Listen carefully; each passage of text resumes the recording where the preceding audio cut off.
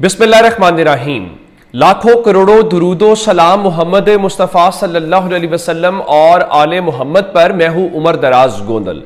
आज की सबसे बड़ी खबर क्या है? मैंने आपको सुबह सवेरे बता दिया था कि आज जजेस आए हैं, वो जजेस मिले हैं चीफ जस्टिस को, और उसके बाद कुछ समातें ताखीर का शिकार हुई। और मैंने कल आपको बताया था कि मंडे वाले दिन कोई खत लिखा जा सकता है, कोई रिस्पॉन्स आ सकता है, कुछ भी हो सकता है। वो खत सुप्रीम जुडिशल काउंसिल को हो सकता है, या वो खत किसको हो सकता है, चीफ जस्टिस अपने को हो सकता है। तो वो मुलाकात हो गई है, लेकिन उस मुलाकात के बाद क्या हुआ है, ये बहुत बड़ी खबर है। इस्लामाबाद में इस वक्त बहुत सारे लोगों की हवाइयां उड़ी हुई हैं। आप जानते हैं कि जस्टिस तारिक महमूद जहांगीरी साहब के खिलाफ एक भरपूर मुहिम चलाई जा रही है। और वो मुहिम किस लिए है? मुहिम इसलिए है कि आप इस्लामाबाद के जो 3 हलके हैं उनको आप क्यों छेड़ रहे हैं, और आप उन चीजों से दूर चले जाएं। उसकी वजह क्या है?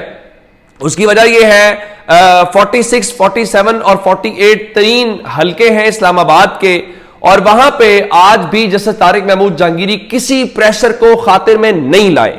उन्होंने हल्का N48 के जो उम्मीदवार हैं राजा खुर्रम नवाज, उनसे फॉर्म 45, 46, 47 दोबारा तलब कर लिए हैं।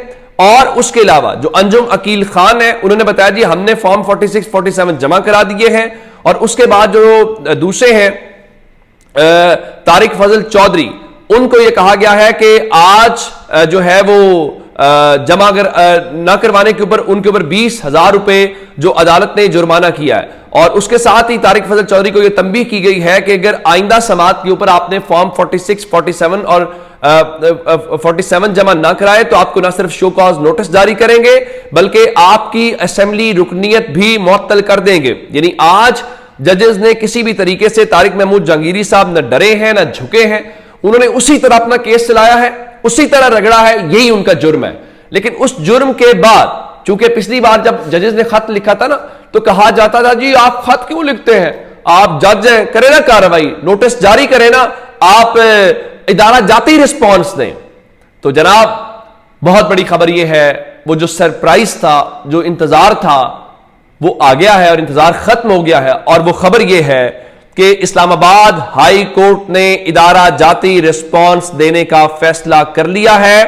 और रिस्पॉन्स क्या है? वो रिस्पॉन्स ये है कि इस्लामाबाद के हाई कोर्ट के जो तमाम के तमाम जजेस साथ इस वक्त हैं, जजेस 8 हैं, लेकिन 8 में से ज्यादा तारिक महमूद जहांगीरी साहब तो नहीं होंगे ना। तारिक महमूद जहांगीरी साहब के ऊपर तो इल्जाम है, तो नो वन कैन बी जज इन हिज ओन केस। कोई शख्स अपने, वो जज ही क्यों ना हो, अपने केस के अंदर जज नहीं हो सकता। तो तमाम जजेस माइनस आप कहेंगे तारिक जहांगीरी साहब। तो इस्लामाबाद हाई कोर्ट ने जस्टिस तारिक महमूद जहांगीरी के मामले के ऊपर जो इस मुहिम चलाई जा रही है, उसके ऊपर तौहीने अदालत की कार्रवाई शुरू करने का फैसला कर लिया है। और इस्लामाबाद हाई कोर्ट ने जो आप कहते थे इदारा जाती रिस्पॉन्स तारीख में आज वो काम कर लिया है, जिसकी माजी में हाई कोर्ट से कोई मिसाल नहीं मिलती। और इस्लामाबाद हाई कोर्ट ने तारीख में पहली बार इस अहम तरीन मामले के ऊपर जो जजेस को डराया जा रहा है, धमकाया जा रहा है, उनके खिलाफ मुहिम चलाई जा रही है, उन पर दबाव डाला जा रहा है, उसके ऊपर तमाम जजेस पर मुश्तमिल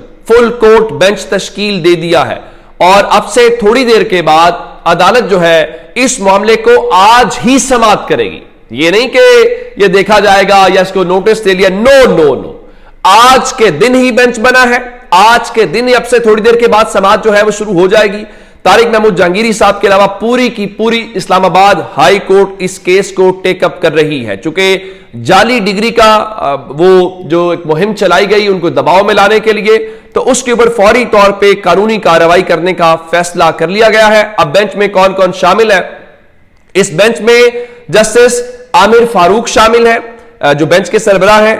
उसके बाद जस्टिस मोहसिन अख्तर कियानी है जो सीनियर मोस्ट जज है इस वक्त चीफ जस्टिस के बाद। जस्टिस मियां गुल हसन औरंगजेब है, इसमें जस्टिस बाबर सत्तार हैं, इसमें जस्टिस सरदार इजाज इसहाक साहब हैं, इसमें जस्टिस अरबाब मोहम्मद ताहिर हैं, इसमें जस्टिस समन रफत इम्तियाज हैं। आप यूं कहिए कि जिन उन 6 जजेस ने उस खत लिख के बताया था हमारे ऊपर दबाव डाला गया है, उनमें से तारिक जहांगीरी साहब नहीं है, बाकी के 5 जजेस आज इस बेंच के अंदर शामिल हैं। तो अब जनाब अदालती एहलकार कमरा अदालत के अंदर पहुंचना शुरू हो गए हैं। और इसका मतलब यह है कि अदालत आज ही इस मामले के ऊपर देखना यह पड़ेगा कि किस किस को बुलाती है किस किस की छुट्टी करवाई जाती है और कौन कौन जो है वो इस मामले को टेकअप करता है। अब ये एक इंपॉर्टेंट मैटर होगा, काश ये जो समात है वो लाइव ब्रॉडकास्ट हो रही होती। मेरे ख्याल से इस्लामाबाद हाई कोर्ट के इस फुल कोर्ट को या तमाम जजेस को, मेरा नहीं ख्याल कि हालिया कोई तारीखी मिसाल हमें मिलती है कि किसी भी मैटर के ऊपर हाई कोर्ट की तारीख में फुल कोर्ट बैठी हो। ये एक अहम मामला है, इसको वंस फॉर ऑल सेटल कर देना चाहिए। वो कहते हैं ना कि एक जुमला इस्तेमाल किया जाता है कि ऑन फायर, तो इस्लामाबाद हाई कोर्ट जजेस ऑन फायर, जिसका मतलब यह है कि उन्होंने डंडा उठा लिया, उन्होंने अब बताया भाई ये तमाशा नहीं चलेगा, ये जो आप दबाओ, ये डराने धमकाने की पॉलिसी जो है वो नहीं चलेगी। अब इसके ऊपर बड़ी इंपॉर्टेंट बात यह है कि ये जो तौहीन अदालत की कार्रवाई शुरू की जा रही है, जो 7 रुकनी बेंच अब सुनेगा, जो अब इसके ऊपर कौन कौन जो है वो बहुत सारे जो टाउट्स हैं, बहुत सारे जो गैर सरकारी तर्जुमान हैं, उस सिलसिले में क्या उनको ये उनसे जवाब लिया जाएगा, उनसे पूछा जाएगा कि जनाब अब आप आ जाएं, अब आप सबूत दें, अब आप इस्लामाबाद हाई छोड़े ना आप कि आपके पास प्लान है।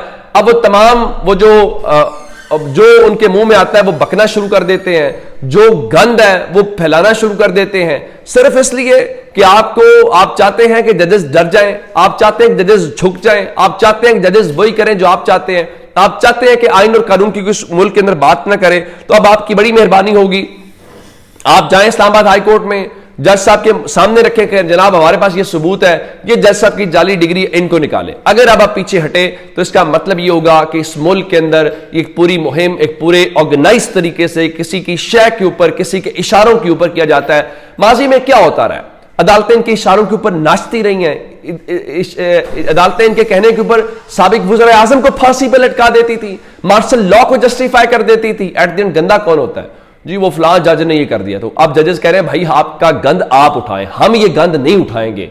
और अच्छी बात है, इन जजेस को देखें, अल्लाह ना करे आपको, आपके घर वालों को, आपके प्यारों को इनसे वास्ता पड़े।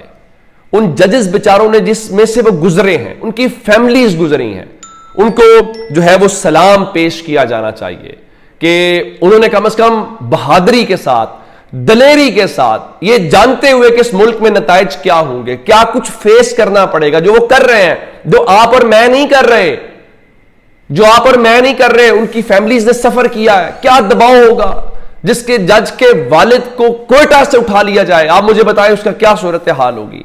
रिश्तेदारों को उठा लिया जाए, जिसकी बीवी के साथ उसकी वीडियो रिकॉर्ड कर ली जाए, क्या जिंदगी उसकी होगी। अब वो खड़े हो गए। अब इसके ऊपर इस्लामाबाद हाई कोर्ट जो बार एसोसिएशन है वो भी खुल के आए, अच्छी बात है। हंगामी इजलास तलब किया गया है और हाई कोर्ट बार के जो सदर रियासत अली है, उनका कहना है कि जो वुकला है वो अदलिया की आजादी पर किसी भी किस्म के दबाव के खिलाफ सीसा पिलाई हुई दीवार बनेंगे और वुकला ऐसी तहरीक चलाएंगे कि लोग माजी की तहरीकें भूल जाएंगे। अब आप जानते हैं कि एक बार इफ्तिखार चौधरी से जनरल मुशर्रफ ने बुला के इस्तीफा मांगा था, फिर क्या हुआ था। छोड़ देते हैं कि इफ्तिखार चौधरी ने एट द एंड क्या किया, ये इफ्तिखार चौधरी कैसा जज था, हम उस पर नहीं जाते, मैं उस पर बहस नहीं करना चाहता, वो आप बहस कर सकते हैं।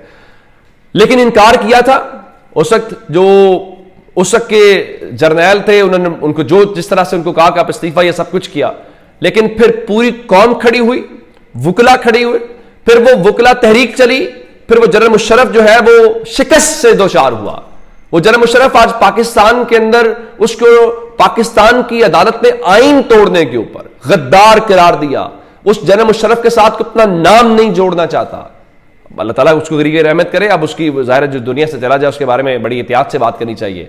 लेकिन उस शख्स ने आइन तोड़ा, उस शख्स ने जिस आइन के ऊपर हल्फ लिया होता, हल्फ का मतलब होता है कुरान के ऊपर हाथ रखे, उसने उसको तोड़ा। और फिर क्या हुआ, फिर पाकिस्तान की कौम ने उसको हटा के इफ्तिखार चौधरी को बहाल कराया। तो ये जजेस उसी तरह से हीरोज हैं। Islamabad high court bar association बोल रही है, अच्छी बात है। आप अंदाजा ये करें, आप हामिद खान के ग्रुप से, हामिद खान से 1000 इख्तलाफ करें, लेकिन हामिद खान का ग्रुप बोल रहा है, बात कर रहा है। लेकिन आजम नजीर तारड़, एहसन भून, शहजाद शौकत, ये सारे का सारा आसमा जहांगीर का जो ग्रुप है, वो जो अरबों रुपए की ग्रांट्स आई उनके मुंह बंद करवा दिए हैं। ये शरीके जुर्म इनको कहना चाहिए। वो कहते हैं ना कि शरीके जुर्म ना होते तो मुखबरी करते। ये लोग हैं जो इस वक्त अदलिया के ऊपर हमला करवा रहे हैं। ये लोग हैं जिनकी वजह से पाकिस्तान के जजेस के ऊपर, क्योंकि ये हुकूमत में शामिल है, ये इस पूरे नेटवर्क का, इस पूरे ये जो है इसका पार्ट है, उसके बेनिफिशियरी हैं। और इनका तारीख में किरदार, आसमा जहांगीर की रूह भी तड़पती होगी कि उसके नाम के ऊपर उसके नाम को बेचने वाले क्या किरदार। ये सबसे बड़े टाउट इस वक्त बने हुए हैं। ये लोग हैं जनाब जिनकी वजह से ये कहते हैं हमारी मर्जी के फैसले दो। इनकी तो सारी उम्र पॉलिटिक्स से ये रही है, मैनेज करके बाकी चीजों को। लेकिन अब जजेस खड़े हो गए, उनको सलाम कौम की तरफ से। और हमें जजेस के साथ खड़ा होना चाहिए, हमें सच के साथ खड़ा होना चाहिए। अपना बहुत सारा ख्याल रखिएगा। खुदा हाफिज।